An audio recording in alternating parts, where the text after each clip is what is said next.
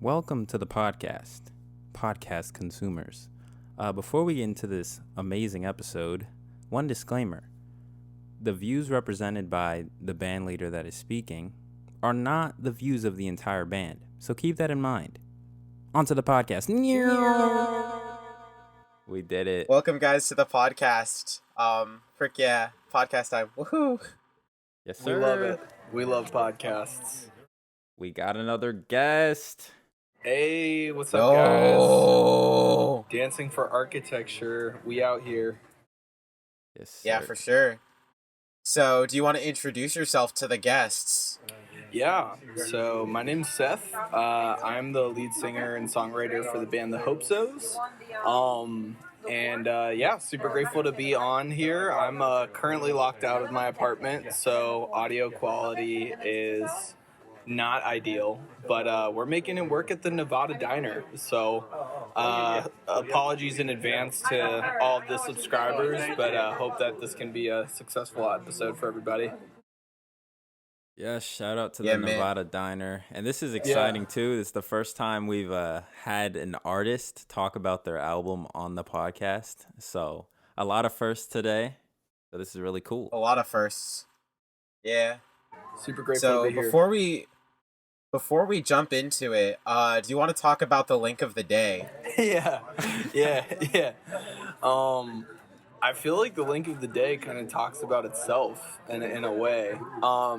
No, but this is a clip from when me and another guy in the band, Mark Persing, were in high school. We had a band and we were trying to make a music video in Lewisburg, where we actually made the film for the album we're about to talk about. And it was horrible. And it's got all of the middle school, high school cringe you could ever ask for. I highly recommend watching the link of the day if you haven't checked it out already. I absolutely love the way that the audio clips. Mm-hmm. It's so good. It's so good. Perfectly. It literally lands perfectly. But yeah, I love just not giving just giving people vague prompts for link of the day, because we always get something so drastically different when we. Because if you go through and you look at the links that Mal and I picked for season 1 for link of the day, they vary in style, but they're all pretty. A lot of them are pretty much still under the general umbrella of about music and in some sort of way. But then we've got random vines, we've gotten full music videos for for the artist. We got yours, which was really cool. I think that it's a nice look into the past to see how far you've come, which is great. But yeah, if you guys aren't watching the links of the day, what are you doing? That's a very important part of the podcast. Right now. Agreed. But yeah, I think that's a sort of a great jump off point for the question we always ask our guests. What's your relationship with music look like? And how did you get there and all that stuff? Yeah, we me and music, we started out pretty strong. She's been real loyal to me. We met when I was real young, and we've stayed close, but definitely closer now than ever. My connection to music kind of started in the church. When I was a kid, I was singing a lot in church and around church. My mom was actually an off-Broadway actress, so she was really into musicals and different stuff. And I don't know. I was always kind of the my brother was the athletic one, and then I was kind of the musical one / artistic one. He's actually super good at guitar now and pretty good at singing, so he's giving me a run for my money. But I've always loved it. And then when I was 10, me and my buddy Mark started a couple bands together with different people. And he was on my latest project with the Hopesos. And then, my cousin Dustin got me into music. He was kind of the one that got me into the indie alternative scene. He's the drummer in the band. And then, my buddy Will on bass. We connect over music a lot. But, music is an everyday thing for me. I know, yeah. Let's go, Will. Let's go, Will. But yeah, no, music's an everyday thing for me. I think it's something that I think music has the ability to just express and it's a medium of expression that I don't think is really, replicable. It can communicate in a way that I think is Right. I'm trying to think of the word too. You can't replicate it. You can't replicate it. I don't even have words. It's without replication. That's Or something. Replicate. I don't even know. Anyway, but that's another another potential episode title. It's just in which we pronounce it. It's yeah, exactly. That's what it is. But no, it really transcends. It's funny, even like being in, I just got engaged recently, and being in a relationship, I found that words often fail to kind of emote the same way that a song can, right? And so I think just as a medium of expression, it's something really powerful. And I think as a person that really values expression, I think it's provided an avenue for me to both find empathy for feelings that I don't know how to express, but also find a mode of expressing things that I don't necessarily have words for. So yeah. Right. Yeah, that's definitely a great point. Like I love the idea of when I can't come up with the words, there's sometimes a song that can. Mm-hmm. Like I've been even like thinking about that in terms of like even the idea of prayer, and like whether you're like reading through the Psalms or you listening to different music. Like the album I've been going back to lately is 21 Pilots' first album. Yeah. We'll eventually talk about that on the podcast, Mal. You don't have a choice. We are talking about it. But I was thinking about one specific song and just how much the writer put into words and put to music the things that I could never describe in my own frustrations in my spiritual journey. And I was just like, yo, this is like where my words fail, someone else was able to kind of like fill it in. Right. And it's so cool. Totally. I think in that, like, we find a level of empathy that we wouldn't really be able to find anywhere else. Like, it's one thing for someone to listen to you, but it's another thing for someone to tell you something in a beautiful and succinct way that you could have, and an emotive way that you never could have said to someone, but kind of know is completely true to your experience. I think that music's really beautiful that way. Oh, yeah, for sure. Absolutely. Yeah, and I think you guys do that very well on this album. And thanks. I think, yeah, if you could just introduce what we're listening to or talking about today, that would be dope. Yeah, so this is the Hopesos' first record called Bound, and Bound is a 7-song album. It's 24 minutes and 7 seconds long, and it's also 24 times 7 lines long. And so this is a really highly constructed chiastic piece of art that kind of attempts to, both in its construction and in the words themselves, discuss the tension that's felt in life around kind of trying to navigate, kind of just the empty void of the universe, right? And our place in it, and trying to find meaning in that, trying to, find grounding for meaning in that. And so it kind of talks a lot about my experience with faith, philosophy, and then also just kind of experiences with mental health in my childhood and now. Yeah, so this project was something that was kind of written and recorded over 2 years, and then is also a visual album. So, we did the music piece, but then we also made a visual component that corresponds to it, that kind of is able to bring the narrative into a a visual universe that is really beautiful. And I was really, really privileged to work with Elise Orlowski, who directed our film, and then Brandon Coleman, incredible contemporary dancer from New York, starred in it. And then we had another crew of about 9 people. Well, it's actually closer probably to 12 more people that just helped out with different roles. Notably, Hannah Middlecoff was the producer, and then Ben Roundtree was our director of photography, and then we had the band, of course, who I mentioned, Mark Persing, Dustin Bond, and Will Portillo. So yeah, it's been a really special project, and that's kind of just the high level. I'm happy to get more into the details as we kind of dig into it, but that's the general scope of the project.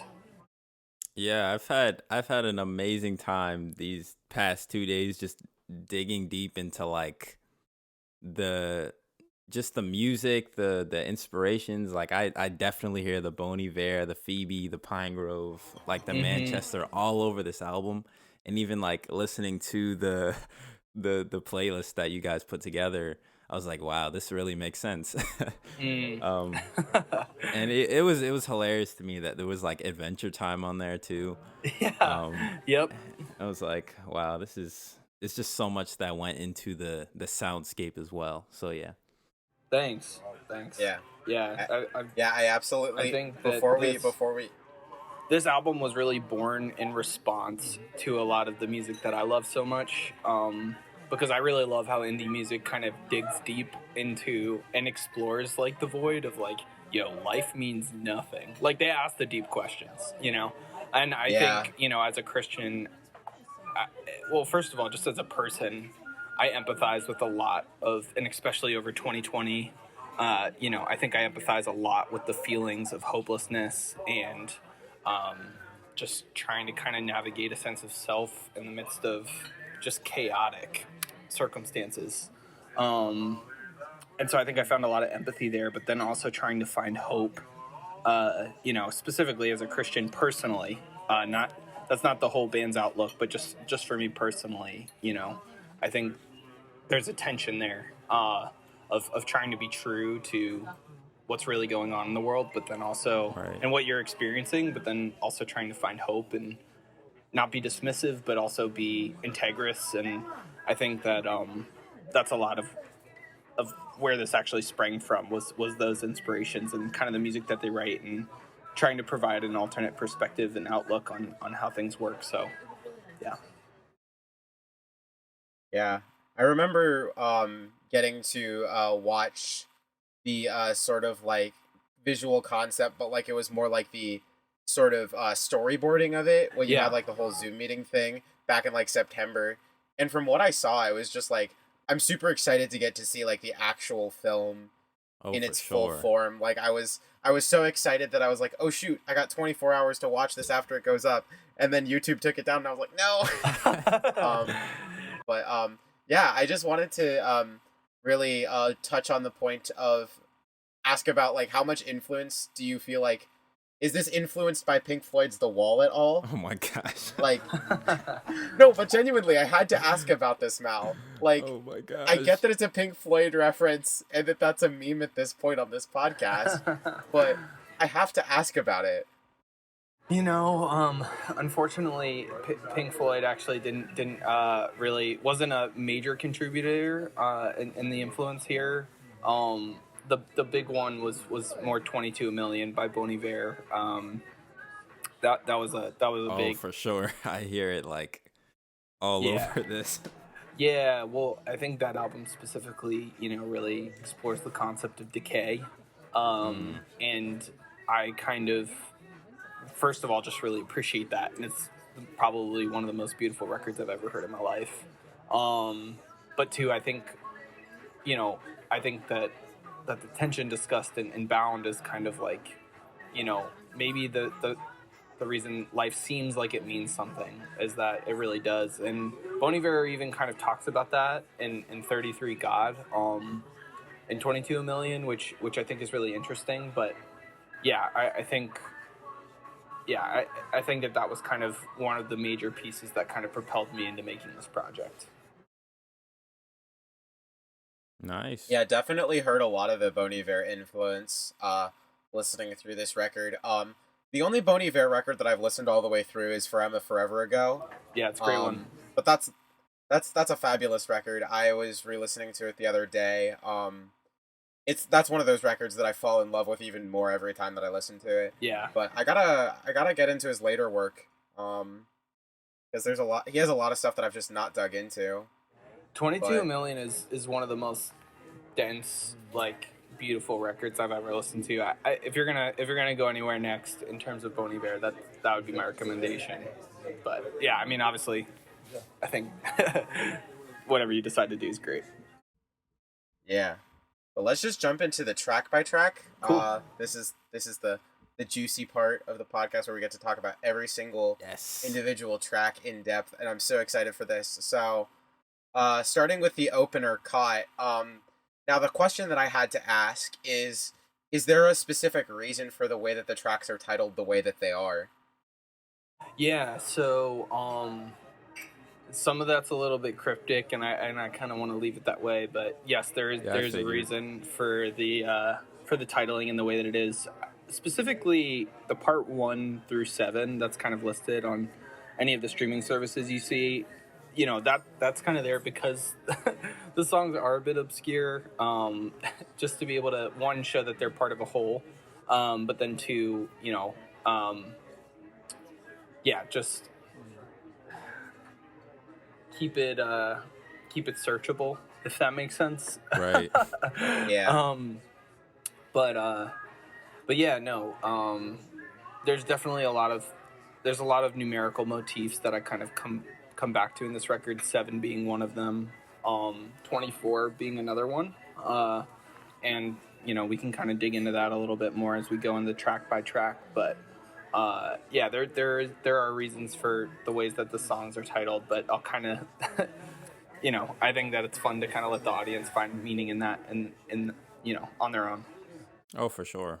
Yeah, for sure. Don't wanna spoil too many of the secrets. Art is best left unexplained sometimes in certain areas. Sure. But yeah, do you want to talk about the chiastic structure a little bit? Because I know a lot of listeners won't be familiar with that poetic structure. I'm familiar with it. I know Mal's familiar with it as well. Yes. Yeah. Yo.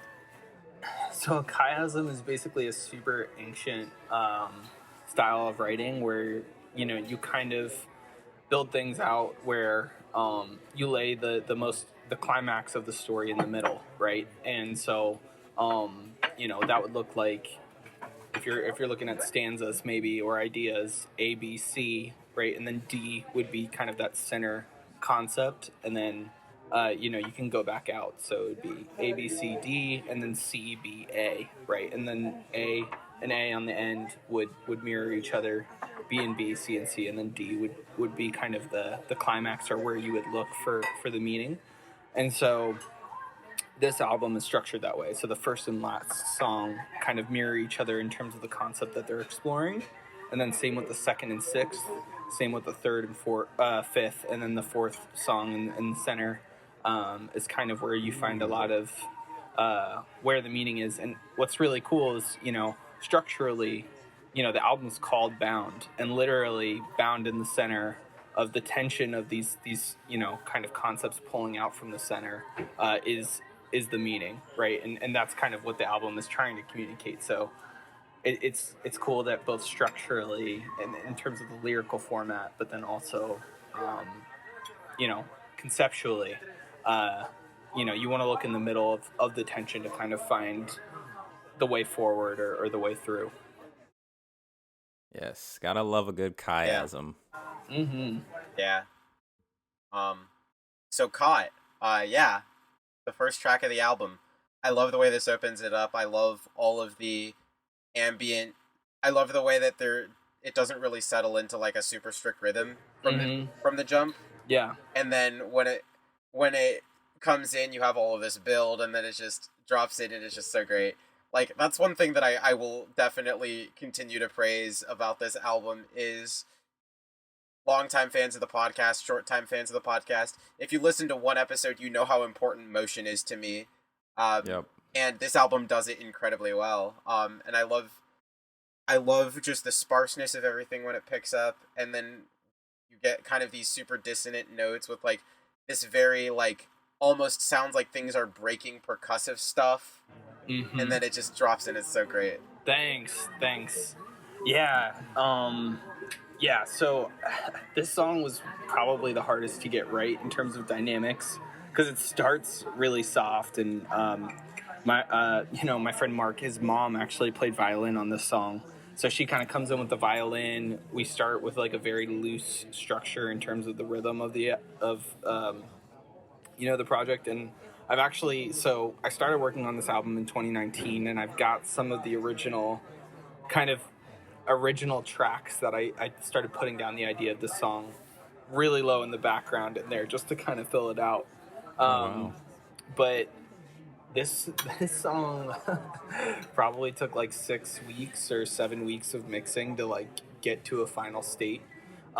It was a real back and forth. Nathan Hussey from the band All Get Out mixed this record and mastered it for us, and Shout out to Nathan.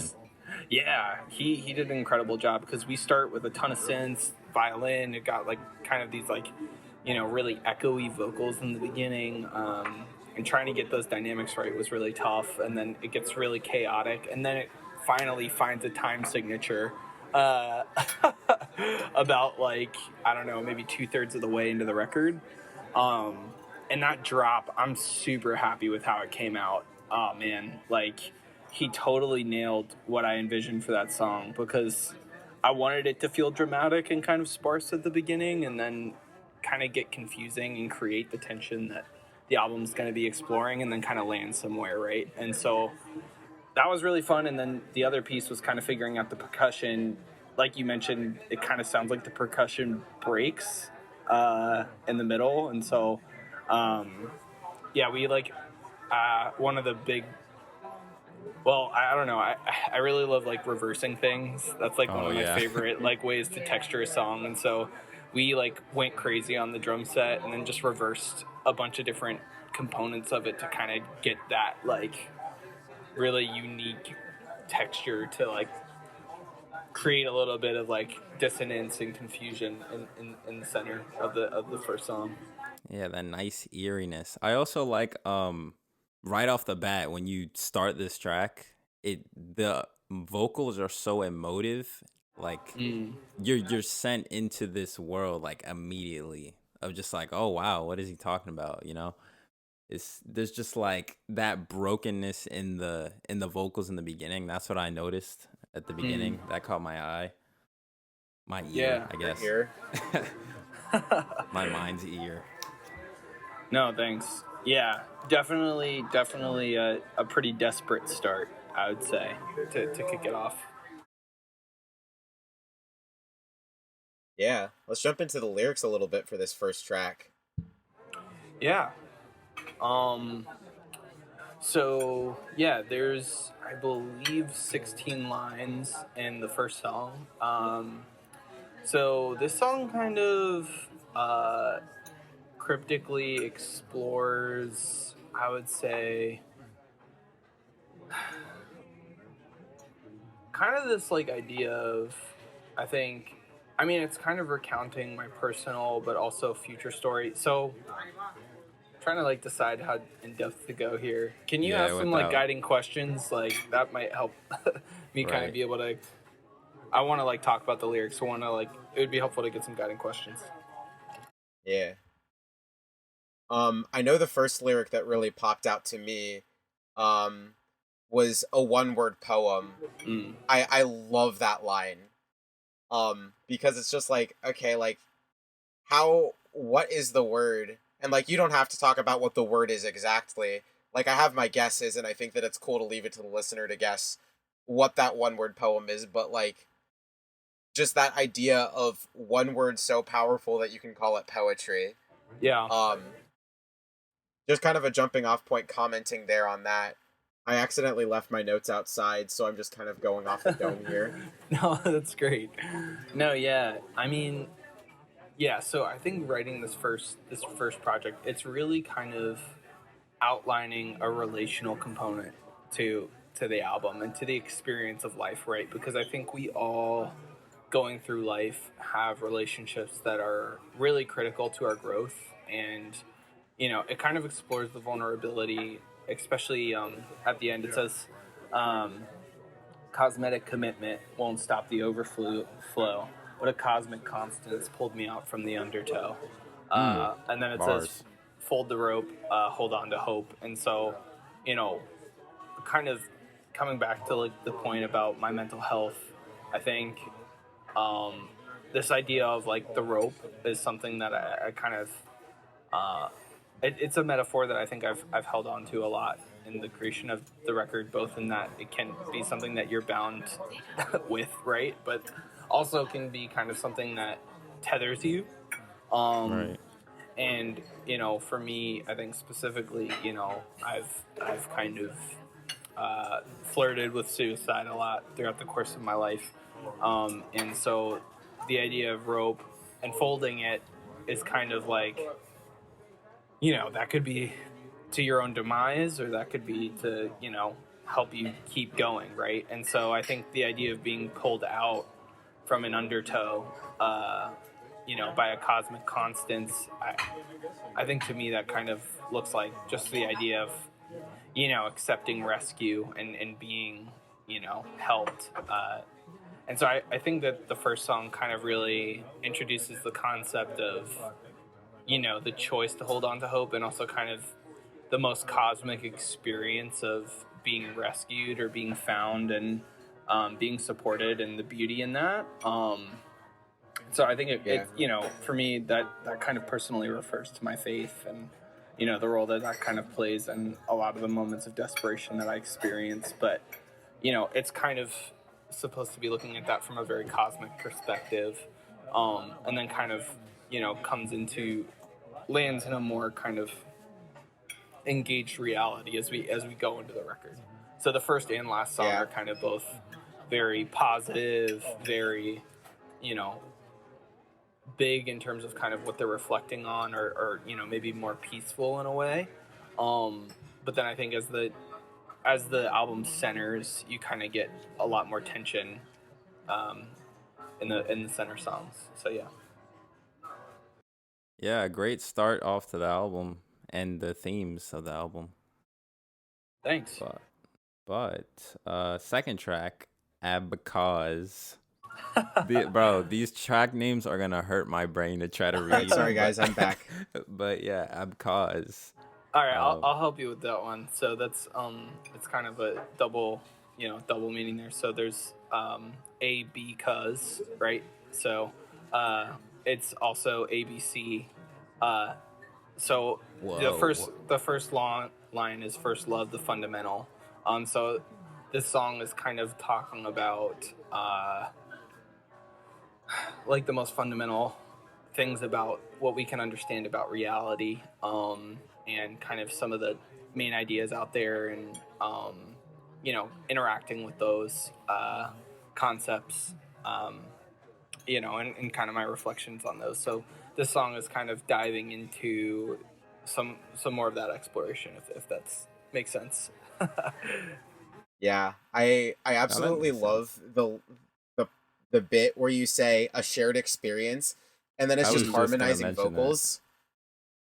It's such a cool moment, because it's just like, I love it when in music you share what you just said with a musical moment, and like there it's just like, oh shoot, a shared experience, vocal harmony. I get it. It's very cool. I like that. Right. Yes. Yeah. And it like kind of touches on that idea of things needing to like for like, if you have a shared experience with someone, it's not going to always be like the exact same, but like you guys sharing it creates like a deeper perspective. Like say for instance, for me, if I was just to play like a C note on the piano, it's just a C note. But depending upon like what note I choose to play besides that, it's going to give a whole different meaning to it. Totally. Like a C next to an E sounds one way, but a C next to like an F sharp sounds completely different. Right. And I think that that idea of pairing a shared experience next to a vocal harmony, like this might not have been your total intention here, but there's like so much that you can just kind of pull out of that one musical moment, and like metaphors and stuff. Yeah, totally. No, that's beautiful. Yeah, one of the lyrics I'm proudest of this song is where it says the floor is warm, because at first it talks about being white as snow, and then it talks about the floor is warm. Someone's home, pick up the phone, and I don't know, something about a warm floor just feels very like, I don't know, like if you walk on a hard road floor in the morning, it's like, oh, like someone's been here kind of thing. It's like very like someone's leaving traces.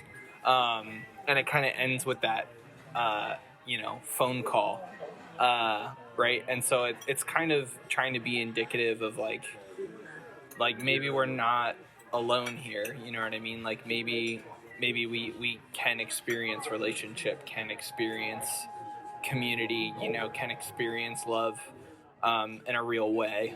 And then it's kind of like prompting you to engage with that at the end, right? With the phone. And that's where the song title, I go into A because the motion forward, and then kind of talk about pick up the phone and engage. So that's kind of that. The layers. Yeah. The layers. The layers. But this album's like Shrek. No. It has layers. Making onions out of lemons. Yes. Bro, that's so deep. Lemons. That's so deep. Bruh. This is the second time I've made that joke on this podcast. Oh, the Shrek one? How many times? Yes. Bruh. But I'm going to let him do the titles, actually. Yeah, I like that. So what is this track 3? Yeah, so the work of God is definitely... So that one kind of comes... Oh boy, that's a fun one. So it kind of explores 3 concepts in tandem. So it explores... a really influential philosopher on me has been Descartes. He kind of talks about... He asks the question of, how do you know you really know anything? And kind of points to the absurdity of knowledge, and that the only thing that you can really know is that you exist, or that you're thinking, because outside of that, everything's perception. The only thing that transcends your own perception is the fact that you're perceiving. And that's been a really huge worldview for me, because I don't think it's really necessarily possible to know anything for sure. And so that's a really difficult, so there's that piece, right, which I think has been very humbling. And then at the same time, you've kind of got this idea that Jesus kind of says you have to have faith, right? Like you have to this song title specifically comes from a quote in John 6 where he says, the work of God is to believe in the one who he sent. And for me, like, having any kind of faith has truly been a huge work. It's probably been the most work that I've put into anything, to even just kind of maintain an outlook that way, especially with a worldview that it's impossible to know anything, certainly. And then the other piece of it is that there's this refrain in the song, "Ain't it all free, ain't it all free," and that's kind of also at the same time the third perspective, which is just kind of a lot of people just look at Christianity as this kind of easy believism, right. Opportunity. Just hey, if you just kind of look at this the right way, then that's all it really takes to be congruent with your or really engaged with this thinking. And I think in that people can be really dismissive of just both what the Bible actually says, but then also their own perspective. And so and yeah, for sure. And so I think that this song kind of juggles feeling caught in the middle of all of that and trying to find my place. And then one thing specifically that gets me really excited about this record, so I'd been discussing one of these concepts with a friend, Will Portillo's girlfriend, actually, Kelly Jane, and she had reached out to Bon Iver and Ask Me Anything on Reddit and kind of, shared the concept of my album and asked, like, hey, do you think the fact that even if you believe in an empty universe, do you think that the fact that you make music, and still find meaning in that could point to that meaning actually existing? And then he said, music is religion to me. And that's where the line comes from. Exactly. And then, I empathize with that. I'm like, yeah, like, you say music is religion to you, I can totally see where you're coming from. I think that there is something transcendent about music. But then I say, if it means that there's religion to you, don't you think that there's a 34 God? And, 33 God is about capturing the despair and decay at the moment where Jesus was crucified at the age of 33, and kind of that hopelessness. And so 34 God kind of refers to, don't you think that the fact that, you can't help but assign meaning to life, even believing that the world is devoid of meaning, could mean that there's, isn't that significant? Couldn't that mean that there's something transcendent that's real, or that those experiences are really transcendent?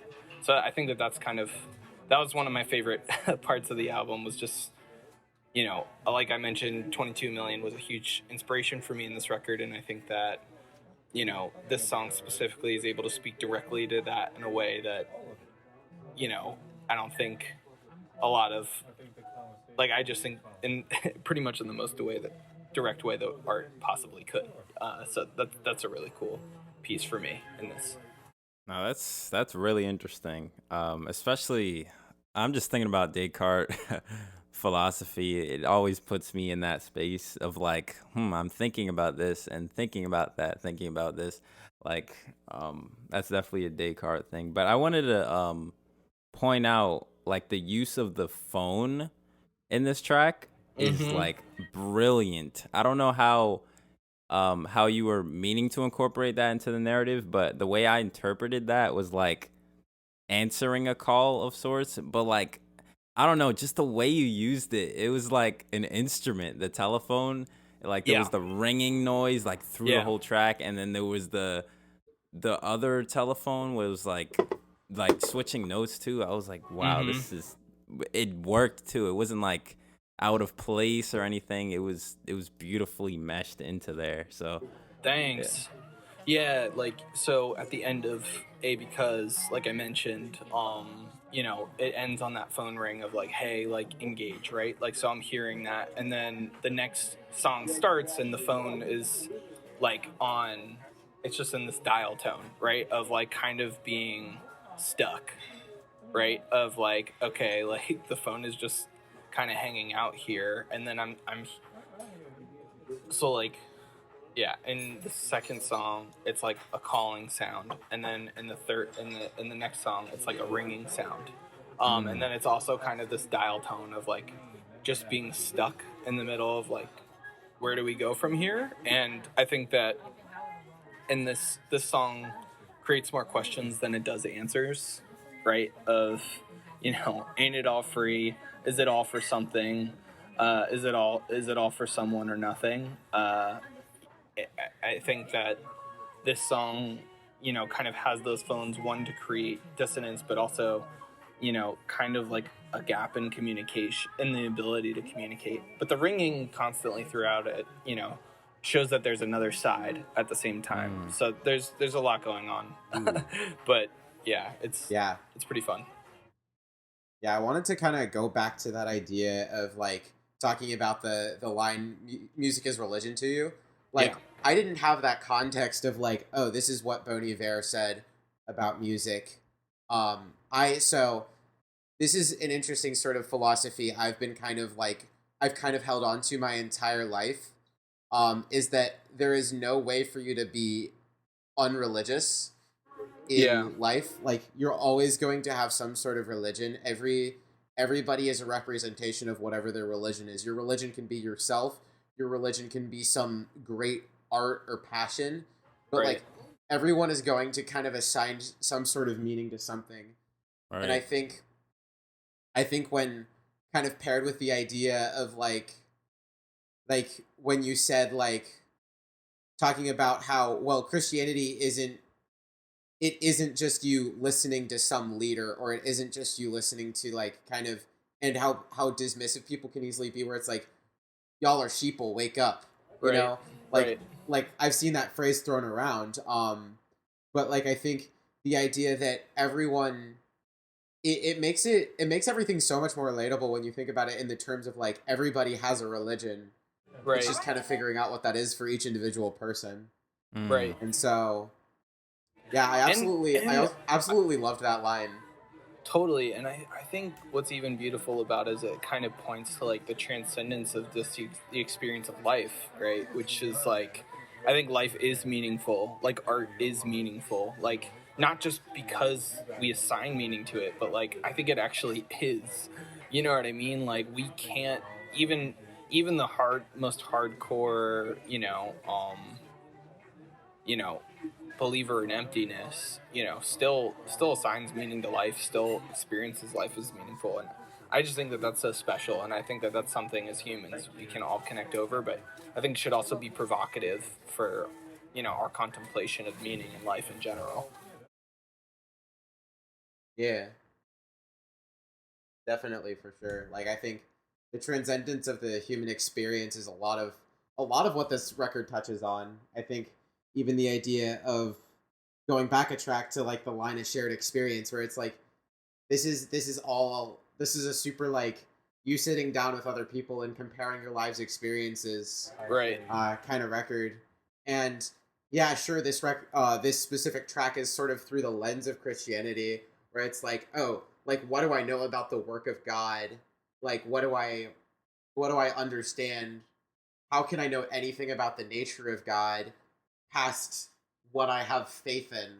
Right. Like, everyone still assigns some sort of meaning to some sort of God, whether it's science or the Christian God or any other number of religious gods, Right. Totally. Yeah, no, I think it's a great point. And just to be clear, and this is something I kind of want to make clear on the podcast, that this is really my perspective. So I just want to be clear that this isn't, I think that this Bound is meant to be an intersectional space for people with lots of different perspectives. Not the whole band, and I think I just want to make a note of this somehow. We can figure out how to record this, but not the whole band shares my perspective, and that's okay. That's kind of the point of this project. So I just want to be clear that this isn't necessarily the Hopesos outlook, but just kind of mine personally. And as the writer of the album, I think a lot of these ideas came through. But yeah, just I think that my hope is and even in bringing up Bon Iver, or other people, these people are heroes to me. You know what I mean? They've helped me so much in my growth and my understanding of, reality and finding real empathy for just the despair or decay that I feel like I'm experiencing around me all the time. And so, none of this record is really meant as a bashing of these perspectives being shared, but really as just a piece of gratitude, and also just an alternate lens to consider maybe some of the concepts from, but definitely an appreciation of and collaboration with these other artists, and with it, with the other people in my band, not in any way as a disrespect or kind of looking down on. Yeah, no, for sure. I absolutely love the way that so many things are phrased as questions as opposed to facts. Right. Where it's even the line, "Don't you think that there's a 34 God?" You're asking him to consider something else, It's not a thing of no, you're wrong, this is what's correct. It's no, have you considered this perspective? Just kind of opening the gate to more dialogue. Right. Exactly. It's the invitation. And I think that that's where it's a real critical note to say that, I don't think we can know anything for sure. I don't think that, you know what I mean? I'm definitely right. I'm kind of just sharing where I'm at, and what I'm encountering with the outlook that I have, and yeah, just trying to find integrity in that. So I don't think that this is communicated from a place of arrival so much as questioning, introspection, and also just gratitude and respect for where others have gotten me on my journey, and just kind of giving an update in a sense of where I'm at, but also I think something that can for everybody to consider for wherever they're at approaching these questions. Yeah, definitely. Yes. But I think on to the next track, the center the of certified the Jacob Collier's, the Jacob Collier track. Bro, like, that spirit, bro, hits every time. I'm sorry. Thank you. Oh man. Yeah, man. Like I remember when you sent me this. This was like, I think this was like at the end of last year or something. You're like, yo, I'm working on a project. Can I show you one thing? But you have to make sure you don't show anyone. And I didn't. I definitely didn't. Nice. But I just listened to that and I was just like, yo, this is dope. And I like at that point, this became my most anticipated release of this year. I think. And I was like, oh shoot, Seth ain't fooling around. Like this is some good stuff right here. Dude, so thanks. I was just honored. Like, yo. And then when the track came through, I was like, yo, I remember this. That's so cool. But yeah, I absolutely love this track. I love the way that it kind of slowly almost trudges along, where it's like it very much invites you to stay in the moment, but it still kind of pulls you along and keeps moving. Yeah. I absolutely love the way that feels. Thanks. Yeah, this was a combination of Jacob Collier's Moon River and Woods by Bon Iver for me, of like trying to kind of, so I don't know if you guys have watched Jacob's Logic session on Moon River. But insane. That jank literally inspired me so much. Logic is my DAW as well, so I think it did give me like a lot of creative ideas for like how to compose this piece. But then Bon Iver has this awesome live version of Woods. If you haven't heard it, I'll send it to you. But he's like bonus link. Sure, yeah, totally. But he's just like looping, and he starts like screaming, and he's like got this modulated voice, and it's incredible. Like it's so powerful. So at the end, I really bring a lot of that. And it's really funny, like, so this section specifically, I was recording in, like, February of 2021 when I was, like, super depressed in, like, 10 feet of snow, you know? And I'm just, like, it's, like, 2 a.m. I'm living with my parents, and I'm just, like, screaming at the top of my lungs and, and like, the bottom floor of the house just, like, Spirit! Like, yelling as loud as I can, because trying to get the recording done to send it to our mixer and master. But yeah, dude, this track, so happy with how it came out. It was a huge risk putting an acapella. Like, I was already way outside my creative comfort zone. Like, I used to put out folk records, so putting out samples with like phone sounds and stuff, and like doing electronic drums and violin and all this different stuff was already a huge step for me. Even electric guitar, like, for real. Like, not that I hadn't done that in the past, but just, like, doing it, you know, kind of writing with it and stuff.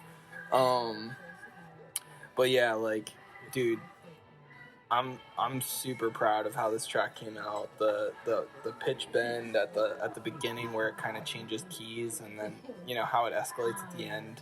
This was definitely a joint collaboration in terms of production with my guy Nathan Hussey, and yeah, just really happy with what it was able to communicate.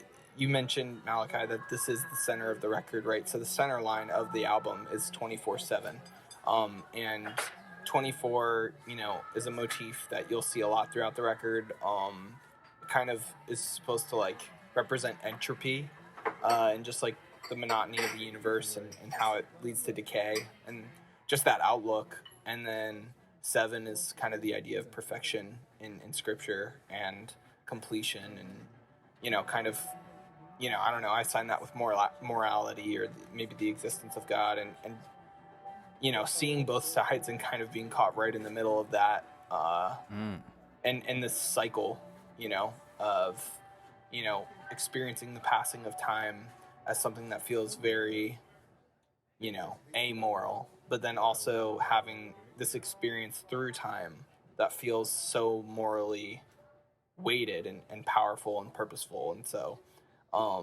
yeah, this album kind of climaxes around that thought, and this song kind of tries to capture that in a very pure and organic way. I think that's why I really wanted to strip it down and just have it be vocals, so that it just felt the most human, and the most raw in that sense. Yeah, definitely succeeded there. It's definitely also the most ethereal track on the record. Like, it definitely feels like everything else is kind of pointing at symptoms of life, as opposed to like what life is specifically. And this track just feels like, okay, this is very much the essence of like my personal battle or whatever, where it's like the screaming at the end of Spirit, oh, we need you. Like, it kind of hits, for me, like, yeah, the center line is 24/7, but for me that kind of hits as the crux of the album, that ending line, because it's like, also the album is a little bit more backloaded, where it's like there's a little bit more time on the back end, so that feels like the very center of the album for me. When I listen through it, I hear that and I think, okay, that's the end of side 1. And then we get to side 2, and even though it's like a digital release and you don't have to worry about vinyl sides or anything like that, that's the way that I think about it, because I've been listening to a lot of older music like Pink Floyd, the Beatles, all that good jazz. But I absolutely love that that's where it ends off, because it also kind of goes from, okay, let's talk about philosophy, to let's talk about my personal experiences on the next track, and just kind of the back half in general. Exactly. I'm so happy you picked I up on that. absolutely love that switch. Well, part of that was me remembering it from you explaining it in the Zoom meeting. But yeah, it was definitely also well telegraphed, because you also took the instrumentals as you got sort of towards the end, and it became more like, because the front half is all the super experimental stuff that, like, stuff you said you were sort of outside of your comfort zone recording, like the acapella track, like the super sampled stuff. Right. The first track being the crazy mixing madness that it is. And then and then on Geyser Allo BC, you get the acoustic guitars, and I'm like, oh yeah, this is Seth and Mark in their pocket. Right. Exactly right. Yeah, like that's the big switch, and that's kind of where the songs mirror each other, but how they're differentiated is that one is kind of from this conceptual, ethereal place, still very personal in a lot of ways, in the sense that they're the questions that I'm interacting with, but explored at a wider scope, right, at a societal or level. And then the last half of the album kind of transitions to a more personal storytelling, around those concepts, yeah, really excited to be able to hop in and talk more about that. And yes, this next track is my favorite on the album by far. It's probably my favorite too. I think that for me, I had a hard time like picking one individual favorite, but I feel like this kind of stands out as an individual track. Like, this was the first single release for the project. Yep. Like, this was what everyone got to hear before. I abstained from listening to either of them, though, because I wanted to experience the album as a whole before I listened to any individual track. Thanks for caring, man. What a G. That's so loyal. But like, I do that for other albums too. Like, I didn't listen to Easy on Me before 30 came out. Right. I was just like, I'd rather not listen to singles. I'd rather just listen to the project as a whole. And that's kind of also goes back to me sort of becoming an album purist, and just like, I don't listen to playlists all that much, like barely at all. Right. And like, I'd much rather listen to one complete project. Like, so a lot of my favorite records are the ones that hold together as one coherent set of ideas, or even like concept albums. Right. And this is definitely a concept album. For sure. I absolutely love, like, this track definitely stands out as the most sort of able to stand alone as its own individual track because it kind of tells one story. Right. Compared to the rest of the record, which is throwing around a bunch of ideas that you need to hear the whole context of the record for them to make sense. Yeah, no, I totally agree. Yeah, the song was a lot of fun to put together. A lot of inspirations went into this. This is kind of definitely, I feel like the second half of the album, except for the last song, I kind of break out of the Bon Iver inspiration and really kind of find my own a little bit.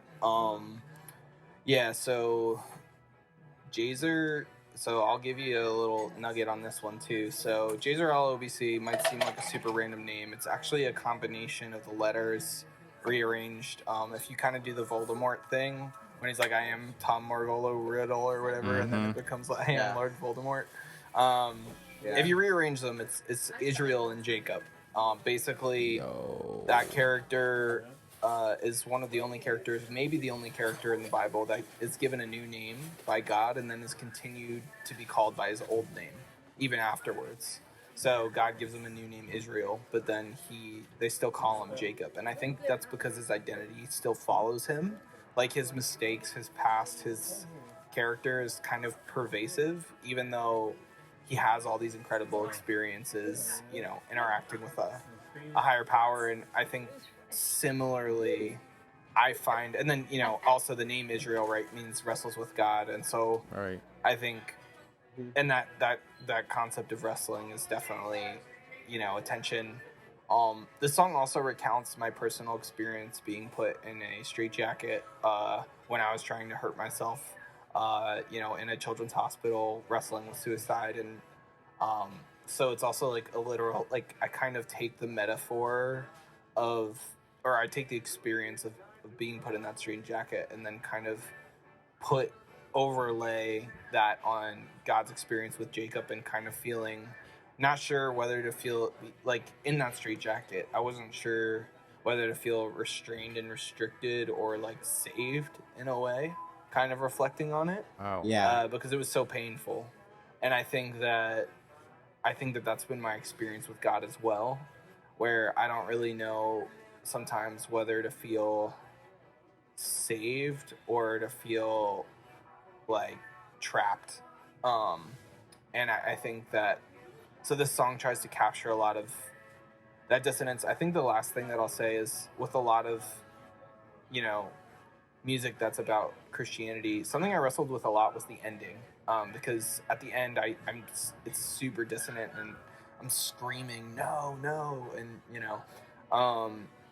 I think a lot of songs resolve on a positive, like I think especially any Christian song is going to end with a resolve. Like it's going to tell one story and end on a positive, like, oh man, like, but thank goodness things are going to work out. Even like, and I just don't think that that's the experience of life most days, right? Like, I'm not saying that might not be the whole story, but like, when I'm engaging with my faith, it takes me years sometimes to feel that even a little bit, and I think that I think it's more true, not more true maybe, but at least equally true to have a song that doesn't resolve within itself. To the experience of being engaged with mental health, faith, all of these things, than to have something that just kind of always has a happy ending. Because, and again, I think that at least within the context of a lifetime, that's a fair representation of what this can feel like. No, I love that. For sure. I love that. How this, even getting the context of this title, ties into that concept of wrestling and the unsettled nature of like our wrestling in real life is reflected through this, and even the transition into the next track. But I really love a lot of lines in this track. One that stood out to me was Sulfane Ghost. Now I am an engineering major, so I'm a geek with chemistry and all that stuff. So when you said Sulfane Ghost, I'm like, wow, immediately I'm like, oh, that's unstable. That's like I'm wandering and I'm just in a state of like, I don't know what's going to happen next because I'm like, really erratic right now. And even when you said a valent attraction, Right. Right. That also was like, dang, like, Mm-hmm. I'm just in this state of I'm like orbiting around. Right. These, yeah, exactly. Of instability. So trying to seek, and like even on that chemistry like metaphor of like you're trying to seek an electron, I guess. And it's like gaining too much would be unstable, but then like not having enough, it's just like I got so much from that line that I'm just like, yeah, that's a good line. Thanks. Yeah, I think it's really about the concept of distance. Like, right? It's about interacting with something but still feeling distant, and I think that can be yourself, right? Like that could be the center of you, but that could also be, you know, your experience with something else, right? Like faith or whatever. It's this idea of kind of being captured by it and hovering around it, but not connected to it, not, like being at risk of flying away, being tenuously connected to it. I don't know. I think valent is a really strong like description of what I can feel around, you know, my emotions around these things. It's a really interesting way to describe it too. Thanks. Definitely. I definitely felt that like idea of like being constantly observing it, but almost never interacting with your faith. Like, right. It's definitely something where it's like, I know for all three of us, we were all raised in the church in a religious environment. And so for me personally, it's really interesting coming out of high school and then moving out on my own. And then it was no longer my parents' faith. It had to be mine. Like, right. It wasn't me following the rules that my parents set anymore. It wasn't their conviction. It wasn't them saying, oh, don't do X, Y, or Z thing because we see X, all these different reasons that things could go wrong because of that. It became, no, why do I do the things that I do? And I think when it comes to faith, it as of recently, it's been really interesting to just observe that, like, despite the moments that I have where I feel the most disconnected from either God or the church or anything faith related, where I feel like the most unfaithful, like, it never leaves my mind. Right. I cannot, and like partially this is probably partially upbringing, but like I cannot get religion away from my mind. Like I cannot get the concept of God away from my mind. It's constantly there, and like there's constantly a decision that I have to make in that idea of you feel like you could fly away at any moment, but at the moment, even going back to that rope idea, even if it hurts to hold on to it, you still choose to hold on to it. And I'm going to refer to another album. This is an album that I recommend you check out, Seth. I absolutely love this. Ars Moriendi by The Collection, on their track The Younger One, I believe. There's a line that says, "A cross hangs around your neck so loose, and even though it's not heavy, sometimes it feels like a noose," I believe is the line. And that's kind of what I was thinking about, was just that idea of like you're holding on to your religion and it can hurt, but sometimes it can feel like it's strangling you. And like exactly. And like, and I absolutely love, again, like your idea that your criticism that not every Christian song should always end on this happy note. And I think that that's partially a fault of the Christian music industry, but also a fault of our culture today, where it's like, I hate to say we live in a society, but like, we live in a society. But like, we do live in a society. Like, as much as I hate to make those kind of things, I think that the culture that's developed has been one of instant gratification. Totally. To the point where it's like we want resolution right away. And recently, I've just been super duper critical of a lot of the Christian music that we sing in church or whatever, where it's like, totally.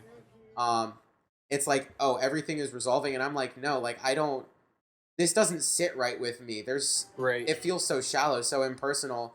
And so I've been kind of collecting different albums that I've found that tackle religious themes but do it in a personal way. So like the Collection record is a very good example of one.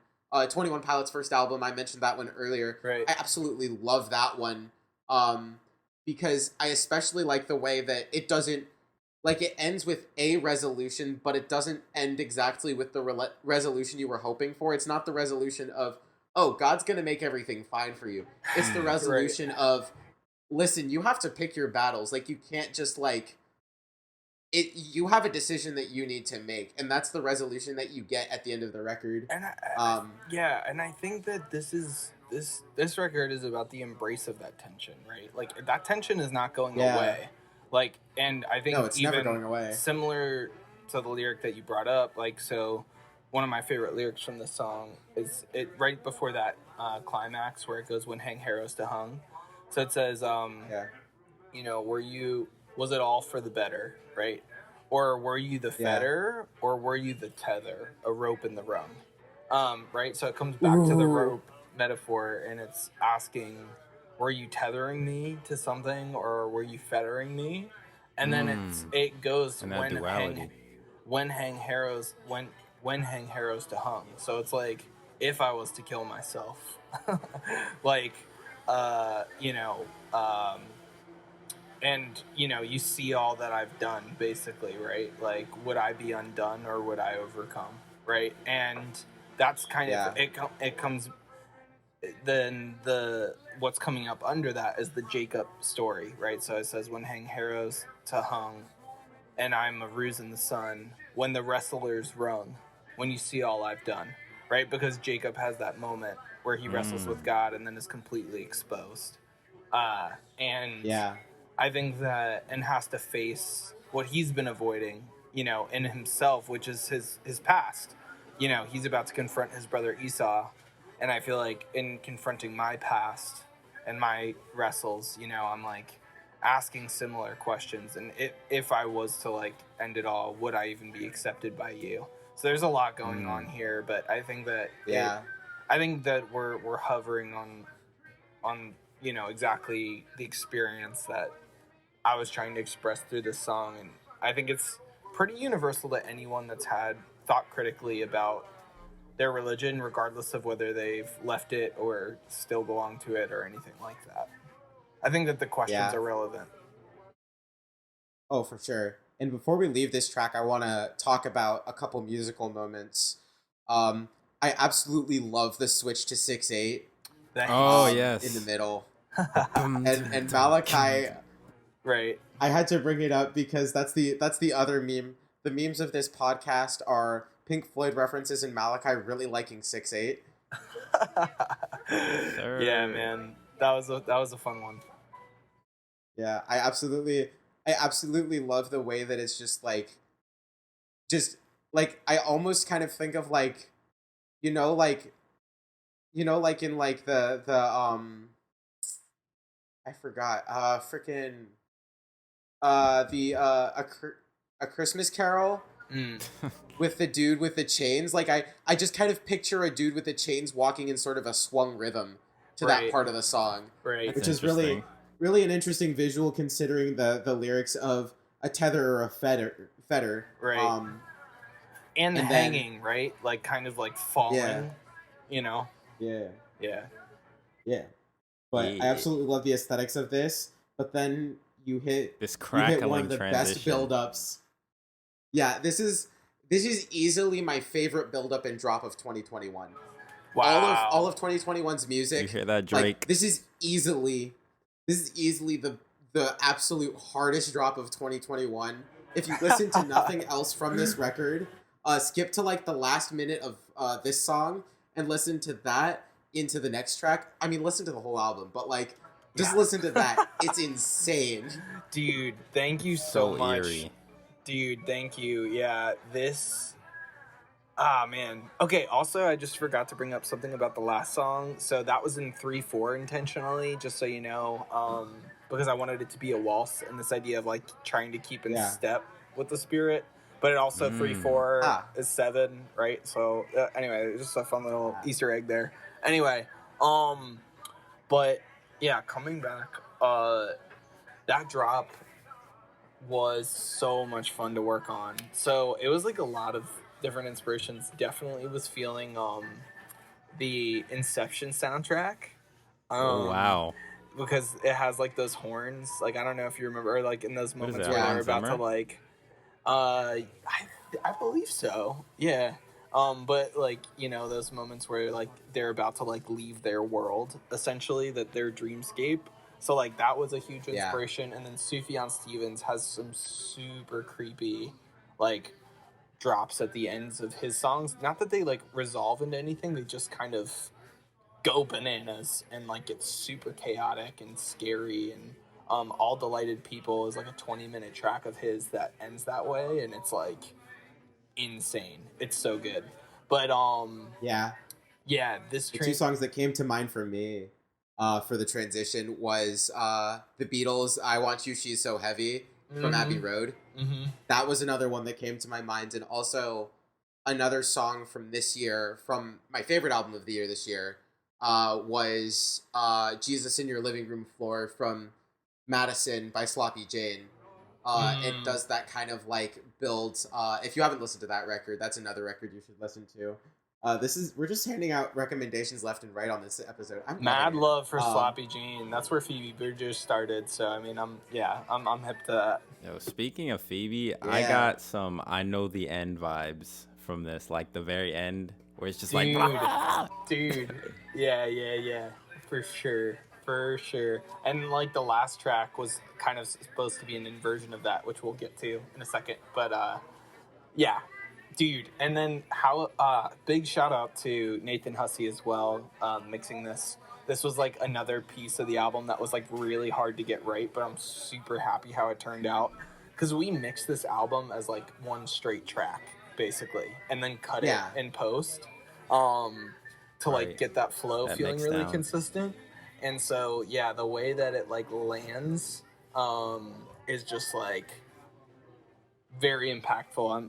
And that's a huge shout out to him and the whole team, honestly, that really helped that piece come together. But yeah, that drone sound at the end too, that kind of goes like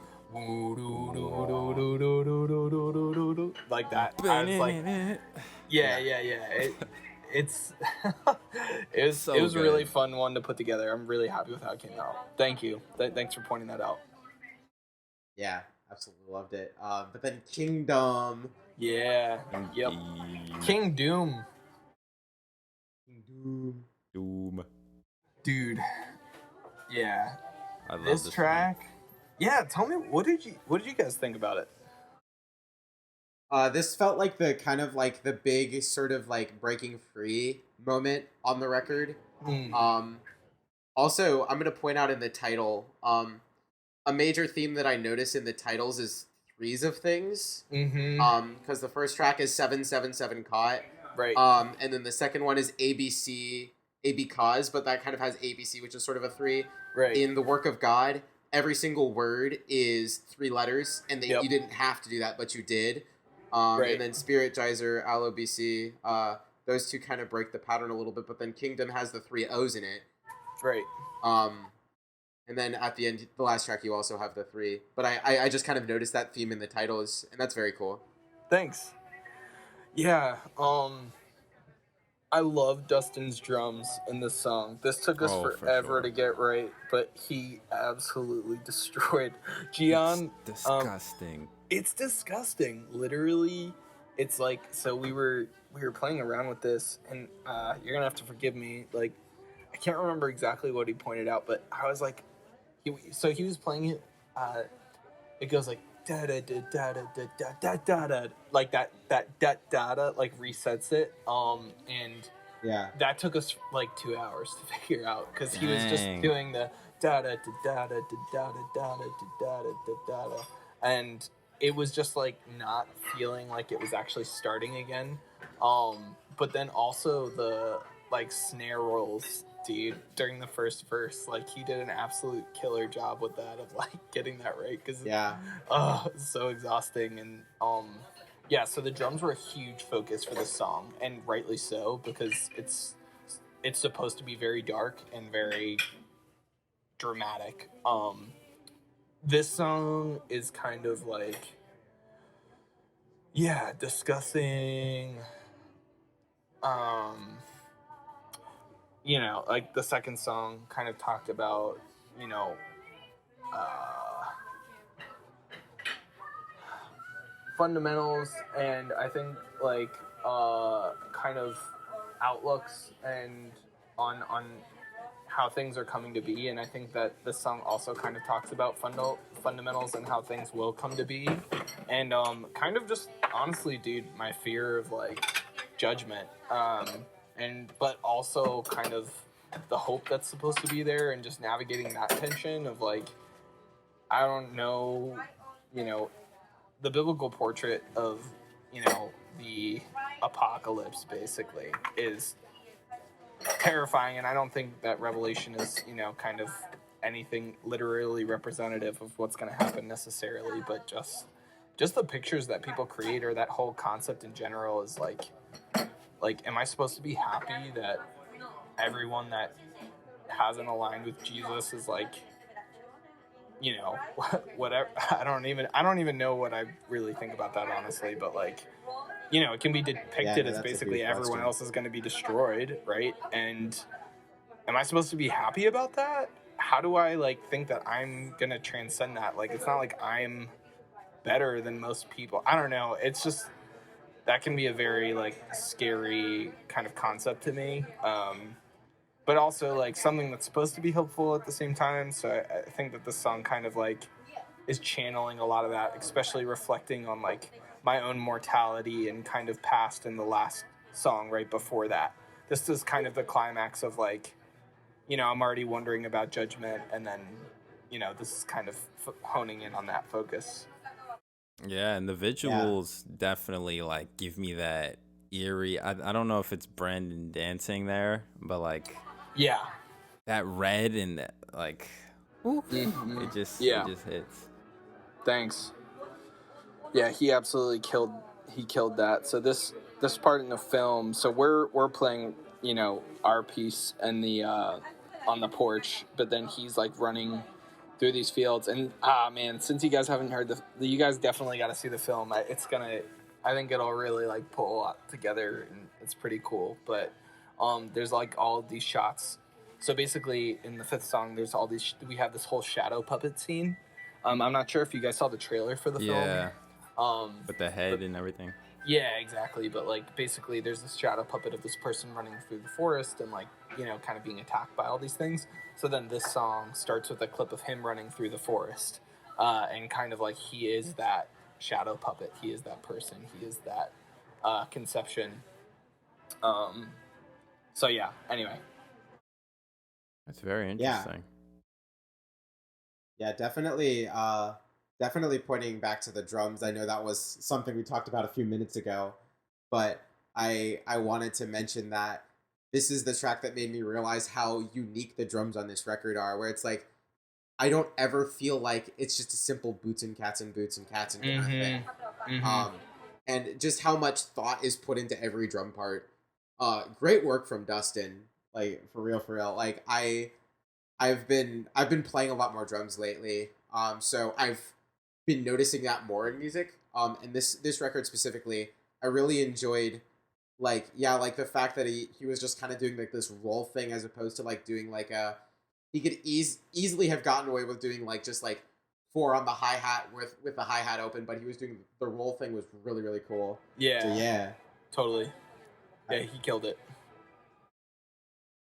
There's this little part in the lyrics that I want to touch on. It's the Eden part.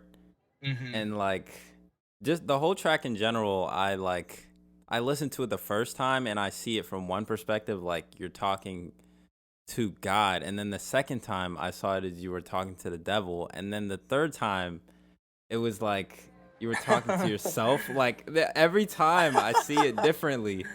It's very crazy. But that Eden line, every time I'm like, it's so interesting how many different ways I can interpret it. Right. Yeah, so Eden is a small brass ring. Eden is a Mary. That one, yeah. Yeah. I think Eden, is it all a dream? Yeah. I think that so I think that my concept of kingdom has changed a lot over the years, and I think it's gone from something that feels very empirical to something that's very organic and grassroots and like redeeming instead of like retributive. I think that there's retributive components, but I think overall the objective is redemption and you know and so I think this song is kind of reflecting on those ideas, but then also kind of reflecting on still the like. I think the song is kind of honestly musically in contrast with the lyrics in some ways, because the lyrics are actually really beautiful and really like celebratory, but the intensity is turned up to 11 in terms of the music, and I think that therein lies the rub of this anticipating an event like this or trying to understand the literature around this event.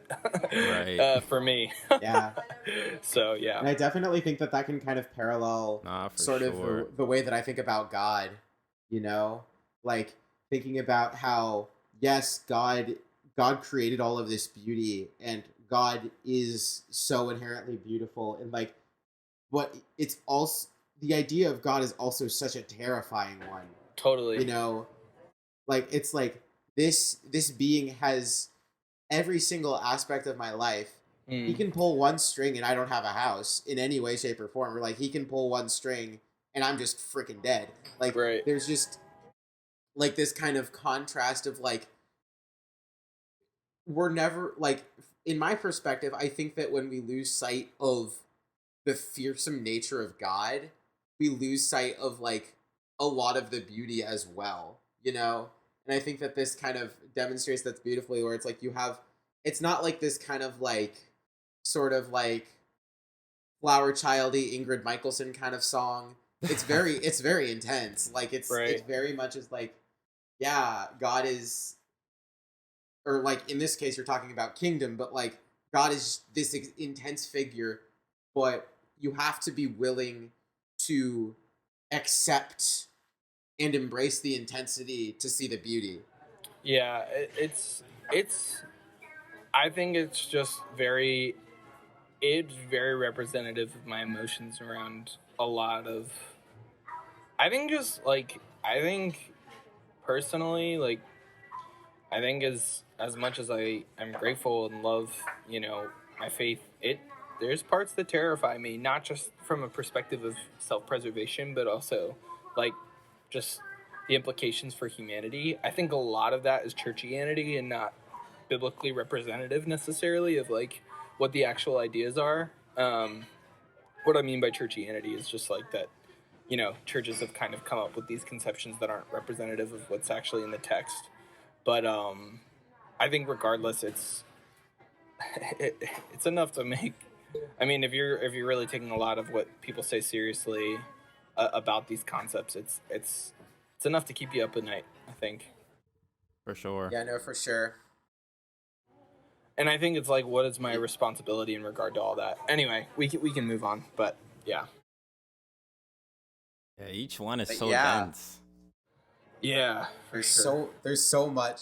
Like, I think this is one of the albums that made me really turn around on my perception of what I consider like an album, because all of this like this last hour and a half, we've talked about less than 24 minutes of material. Actually, like, that's crazy to think about. But like, if you take and like, I think there's just it's such a complete work in my mind. Like, and like, I think that like you can easily have records where it's like it's an hour and a half, but like you have about 5 minutes worth of stuff to say about it. And like, I think that it's not about how quickly you say something. It's about, or like how long you can go on about something. Like, I even think about that scripture where it's like, when you pray, don't go on like babbling like the pagans do, where they're just kind of like saying things to say things. I think a similar principle can apply to music, where it's like, or like even like that quote from The Office, why say many word when few word do trick? I absolutely love how dense this work is, and like of course it's going to be a little bit longer because we're getting the artist's perspective into his own work, so it's like it's going to be a little bit lengthier, but like still, like this is a dense album. There's so much to unpack here. But yeah, and it's yeah. I think I think concision was a huge focus of this work. Like I think that's something that Bon Iver does really well. Dude, you gotta listen to 22 Million. I just after this or tomorrow and go on Genius Lyrics, look up 33 God and just see the density. Like it is bananas. And so I think like writers like that really inspired this in that way. Yeah. But yeah, I know we're in the middle of it. You're gonna have to definitely edit this up a bit, so we can move on. That's helpful. There's definitely we're gonna leave most of this in. All of this was really good stuff. Cool. Like this is probably gonna be our longest episode, but for good reason. So yeah. Bound Part 7. I moment or 111 moment. Yep. So this is the final track, mirroring 7 Caught. And the first lyrics of the album are caught in a moment, right? So this is, again, that concept of time. And it's full circle, kind of coming back to... So, again, that cosmic exploration and the personal exploration of the same moment. So that's... And caught, right, is the idea of tension, right? And moment is the idea of time. And so, anyway, there's a lot going on there. And it's really tried to capture it in a circular way. But yeah, this song was really fun. I really love... The song's just a banger, in my opinion. It's just like one of those songs that you can like actually just turn on and listen to, and you can think about it, but like it's super melodic. You know, you don't have to think about it. It's kind of the thing that I like about this. Like, we are landing the plane, and there is an actual plane landing sound at the end. By the way, sampled in here. Very cool. But yeah, I mean, we are like, I think this is a song that feels like really fun. The electric guitar riffs like pretty jammy, and then breaking into like the end is like that ending instrumental piece feels like really life-giving, and really happy with how the harmonies came out. So yeah, this is a really fun one. I really like this song from like a just easy song listening perspective. There's definitely depth to it as well, but yeah. One of the things that I noticed on this most recent listen was the way that it kind of parallels the aesthetics of the 2 previous songs, but with a lot of the tension taken out. Yeah. Like it almost reaches a resolution where the other 2 songs couldn't. And it's like, because I love the way that the acoustic guitar removes a lot of those anxious notes, where it goes to like the major 7, and then it goes to like, and then for Kingdom, it kind of has that sort of similar building energy, but it's a lot less intense. It's a lot less heavy hitting. It's more of like a celebratory moment, you know, as opposed to this sort of like moment of like, oh shoot, I'm like sitting all the way back in my chair in awe kind of moments, you know? And so I love that kind of continuing, like even beyond like the chiastic structure, having that little nice bit of paralleling aesthetically for the last 3 tracks, kind of tying that all together. Yeah, totally. Yeah, it's a similar picking pattern to Jazer, and then it's got some of the, like, Mellotron that's in the ending of Kingdom, so it definitely attempts to do that. And then the heavier guitar at the end, obviously, you know, kind of connects that as well. So, yeah, it's cool that you picked up on that. That's definitely intentional. Yeah, it's interesting that you mentioned that this is just a vibe, because that's literally what is in my notes. Like, I don't have much written for this except for like, this kind of bangs. I'm happy that you liked it. Yeah, that's how I feel looking back on it. The writing process, this was a really tough one to get, because this So when I finally finished this song, it's like, okay, now I got to make this album 24 minutes and 7 seconds exactly.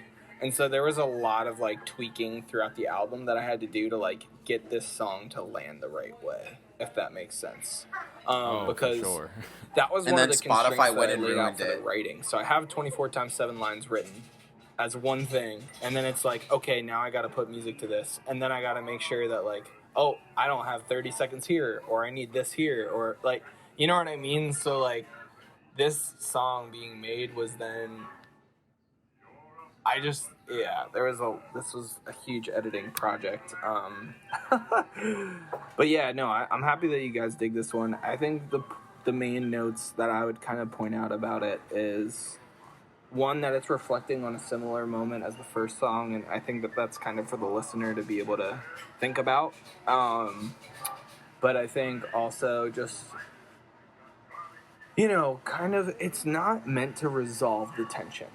I think it's more, this song is more of an embrace of the tension. I think that's where this album ends. And I think that that's a really important note, because Bound is still a reality for me today, and I think will be a reality. I don't think we arrive out of the tension. I think the more educated you become, the more you realize that, just things are on a spectrum, and you've got to navigate things with wisdom. And